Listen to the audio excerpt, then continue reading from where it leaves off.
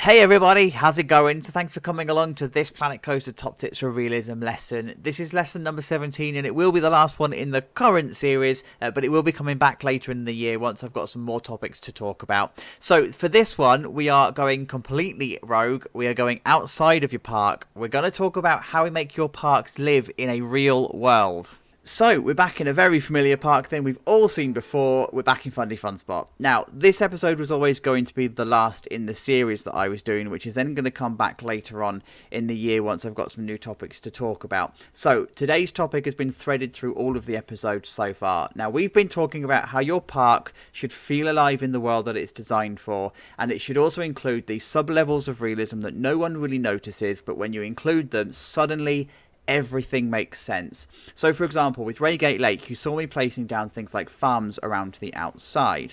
Now, this is because your park should feel like it's living in the outside world, in a real world. Your staff are going to be coming from their homes and they're going to be coming to work. Your guests are going to drive in. They're going to need somewhere to sleep if they're staying. Your park will need to receive deliveries. You know, things like that. This all needs to be considered. So you can achieve the basic level of being alive in the world by including things like car parks, road connections to the outside world, service and maintenance areas, staff offices, storage areas, refuse and recycling areas, and then also additional storage for things like food and retail. Your park would need to consider all of these, but the level of decoration that you're going to put into your outside world is completely up to you. So for Fundy Fun Spot, we took this to the extreme because we wanted to build the town around the outside too. And then of course, thanks to the community with their submissions, this was actually really easy to do. Now, this was because we wanted to feel like it was part of a thriving seaside town, and that you can only achieve that by representing the town around it. Remember lesson 1. Remember what I said in lesson 1. If you want your people to see it, you should build it. Now, we've spoken about all of the ways that we can make theme parks realistic, but now let's actually take a look at how we made the outside world realistic. Now, I'm not going to be boring you with all of the theme park realism stuff because we've been doing that for the last 16 episodes, but we are going to take a look at the stuff you can use in your outside world that you can add just that little bit of realism. And like I said, the amount of realism that you put into your outside world is completely up to you. For example, this Caravan Park, it's the basic level that you can possibly get. It's just representative of a caravan park. If I wanted to go that one step extra, I could have done, but I wanted to conserve piece count. So all I did here was just created one single caravan and just copied it around. That's all I wanted to do, because when you're looking at the sight line and you're wanting it to believe that you're in a real life world, it just needs to be there, right? It doesn't need to be very much detail. And you take that principle from the backdrop of the biome, because you know the backdrop of the biome is just there, right? It's always in the background. It just seeps into the background, but it creates that sub level of realism that we've been talking about. The same applies to that city that's in the background. It's a city. It doesn't do any purpose. It serves no purpose with being there other than to make you believe that you're inside a world. And all you are doing when you're doing this sub-level of realism is dragging it from the outside of the biome to the outside of your park. That's all you're doing. You're just making that connection. So the next thing I did then was all of the car parks. So just remember that all of your car parks need to have some kind of lines. They need to be, especially in the UK, fenced off in some capacity so that people can't just drive up onto the pavement or drive wherever they want. That's not the sort of thing that we do. And of course, remembering that all of your car parks are going to need disabled spaces. So that's what I've included there. Your car park will also have some kind of amenities and facilities, so you might have parking ticket machines like these ones that we've got down here. You would also have pillar boxes as well, or post boxes. They would be dotted around your outside world if you're building the town. You also just need to consider how your cars are going to get in and out of the car park, so you have to have some kind of a strategy, and that's what we did here. Then we come to the high street that we did. So, of course, you know all of the shops that we put along the side here. Each one of those has their own interiors. Each one of those has their own purpose, and they have their own business, and they would be owned by business owners. So again, this is this element of bringing the town to life. This Brutiful coffee would be owned by somebody, and they would come to work. They would need somewhere to park their car. They would have staff that come to them. Within the actual building itself, they're going to need some kind of workspace area. Customers are going to need a seating area. So all of this needs to be considered when you're doing that kind of realism. Likewise with Shaky Shane's, it's got a different setup, but it has all of the same stuff. It has a work area. It has people that come here. It has the seating area and all of that sort of stuff. So on and so forth. You get the picture, but it has to feel like a high street. So for this particular high street, we wanted to go with one single consistent design because it would have been designed that way. That's how it is. It's attached to the side of Fundy Fun Spot. But for an actual high street, your buildings will not look the same, and that's where we come over here. So this is the perfect example of the part of the high street where your buildings are not uniform. They are unique in their own right. So the first thing you've got is this beautiful colonial style building in the front, and it takes up a couple of sides. And there's a plaza out the front where you can have some seating. You've got the clock tower. So it feels like it's a town square. It feels right. And again, if I wanted to go to the ultra level of detail, then I could. You know, I would have put curbing and everything along here. I would have put extra curbing all along the roadways. But I didn't want to do that because of it being representative in the world, right? So that's not what we're going for. We just wanted it to be part of that world. And then we come across to Pedro's. So it would be a very similar building because it would have been put down at the same time, but it wasn't built at the same time. It wasn't built by the same people. So it's got that slightly uniqueness to it. And then we come to a more modern square where we've got the 2 hotels and the office block. Now, again, this wouldn't have been built at the same time, so they shouldn't look the same. But that's what you're going for here, right? So this hotel would have a far higher budget than Diggory Hotel would have done in building. Doesn't mean to say that this hotel's better than this one. It's just they're different styles, they're different designs. And then the office block would have been more modern. It would have been literally recently put up. There would have been other buildings around the outside here that have been torn down. And then this building monstrosity has been put in place. This is my own building, by the way. That's why it's a monstrosity. But it would have been put in its place. And then the same applies over here as well. So they're very unique buildings. So I've made sure that I varied all of the height. Well, actually, most of these are blueprints, right? But the height has been varied across all of the high street. The size and the scale of all of the buildings are all different. But then you've also got the extra street stuff that you need to include as well. So it's not just about having the buildings that line the actual high street. You then need to make sure that your high street feels real. So in the UK, we would use these kind of road markings. We use these road markings at pedestrian crossings. We would have the actual pedestrian crossing itself in place. So there they are.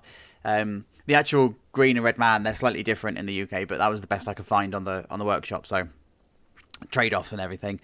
You've then got the tactile pathing that lives here, and those tactile pathing, it's true to regulation. So these are pointed in a V shape, and they point to one of the push points. And the push points are just cameras, CCTV cameras that have been turned upside down and just made into something. You know, it's nothing particularly special.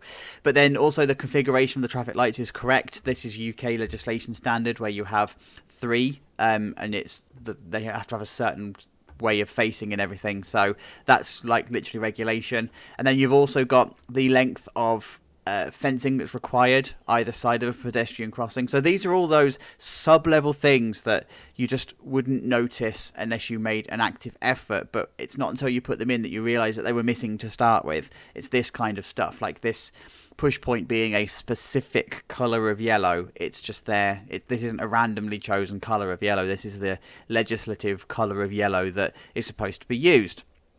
And then likewise along here with flower beds. So it looks like they're all copied and pasted, right? And that's kind of done by design because gardeners would have designed it that way, but they're not. They are slightly different. There's like real subtle differences with each one of these pads or copies, if you like. So these yellow flowers are in a slightly different position each time, and every single time they're put down, they're rotated slightly. So you just give that variation, remembering that nature doesn't conform to boundaries, and it doesn't conform to lines, not unless you physically make it. So even though it looks like all of these are copied and pasted and it looks uniform, it's not. It's all placed down individually. Likewise with the benches and everything, they're not placed down in absolute uniform lines. They have a slight tilt to them. They look uniform, but they have a tilt to them. Same with Spike's huts here. They've got a slight bit to them, you know. Anyway, back to the street. So there's other stuff that that we need to include in here as well. And so in the UK, we also have, believe it or not, surprise, surprise, legislation for how far apart your lampposts should be.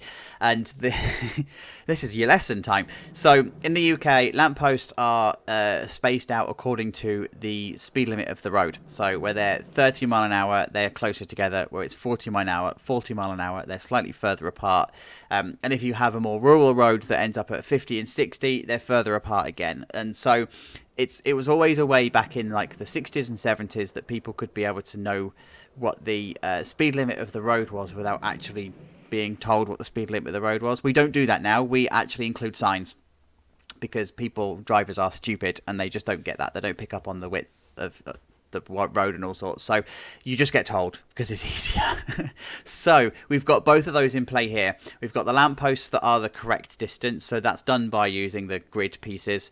And then we've also got the speed signs as well. And in the UK, we have, I say only just, it's been in the last sort of 20 or so years, but we started to introduce 20 mile an hour limits. So all of our roads in here in the UK, by the way, mile an hour, not kilometers.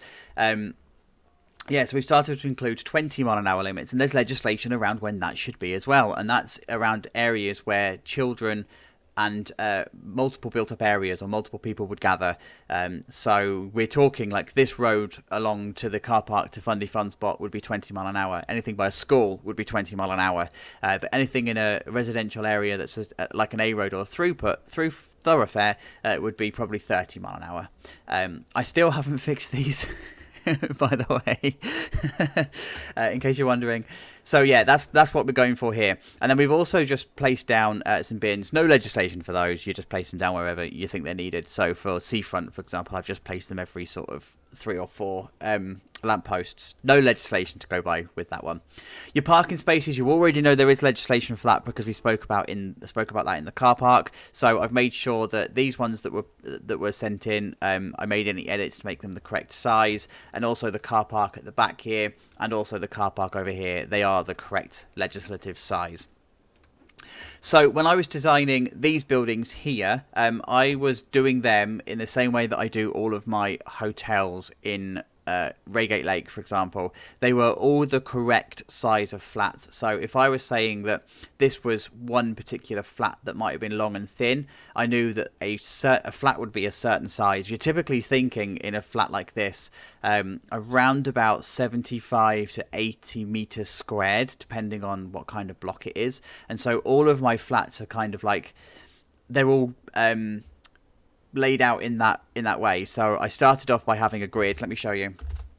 So I started off by having a grid like this, and we know that the grid is 4x4. Sorry, I've forgotten what it's like to not actually have frame rates back. Gotta let the game think. So that would be 4 meters by 4 meters squared, right? So all I was doing there was saying, right, that would be 8, that'd be 16, and so on and so forth. And then I would say, right, okay, that's wide enough for the flat. And then you'd probably say that's a square. So that would be like the total width of your flat. If you wanted to go to the extreme, you could also do the layout inside. And then once you have that whole... There we go. So once you have that whole size, you can then start copying and pasting it. So you can say, well, if I wanted the top floor to have two flats in a row, then this is what I do. 1 flat, 2 flat. And then when I start doing the floor, I can then just take it up 1. And that's when I can then start to say, well, I know that my space I'm allocating in my building is correct to the size of the flats that would be contained within it because I've laid out the inside. I've actually physically done the maths. And so that's what I did with hotel rooms, knowing that they would be roughly 64 meters squared. So that's 8 by 8. Or I was doing mine 10 by 10 just to be a little bit more generous with space. So yeah, that's kind of what you do. You just lay out the interior and then you just copy it through, and then that dictates the size and shape of the building. So that's what I was doing there. Park squares are the same. So here we've got Same principle as we were saying earlier on. So we've got all of the little amenities that you have, things like park benches and all of that sort of stuff. And then outside here, we've got the zebra crossings. So again, surprise, surprise, there's regulation. So the minimum number of lines that you need leading up to the crossing, the number of lines on a crossing, and then the squares that are on here, the tactile paving, the height of the Beletian beacon. All of that is regulation and to scale in the park.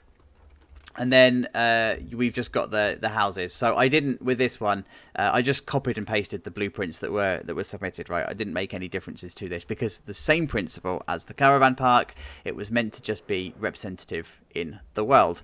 And then, of course, when we had stuff like Spike's apartments that were loaded in, I didn't want to do anything to these. Oh, look at this frame rate. I didn't want to do anything to these because they sat perfectly on the skyline already. So already this is creating this real depth, especially at this view here. So it's creating real depth from where I am standing through the roller coaster to the apartments, and then you've got the other apartments that are living back here. And if you keep looking behind, it keeps going back and back and back and back until you hit the biome background. And so now it just feels like this is a rich living city. And this is what we mean by being alive in the world. You have to make it believable that your park is living in the world. Now, as I said before, the level of detail that you put into this is totally up to you. How you want to make your park alive in the world is up to you, and what access you've got to what facilities, like DLC packs or ThemeMakers Toolkit or whatever. And of course, the level of effort that you want to put into it. But ultimately, you just have to make sure that your park is connected to an outside world and it feels that way somehow. So guys, thank you for following this Top Tips series. Like I say, I'm going to be doing another series, like a follow-up series, but we're going to do some Chacholandia building first so that we can generate some more topics. So what's going to replace this series is going to be an extras series where we do an extra episode for Chacholandia where I show you some of the builds, we pull it apart, show you some of the tips that I was using. So it's going to be a bit of a Top Tips series, but it's going to be more Chacholandia related. So if you found this video helpful, of course you know what to do. Please leave a like for me. It helps YouTube find us a new audience by tweaking the algorithm, and also leave a comment as well. That's also helpful. And of course, if you want to subscribe, then go ahead. Please do that as well. But of course, we're back on Sunday for Chacholandia. So I will see you then. Of course, until we speak again, please keep yourself safe. Take care. Bye-bye.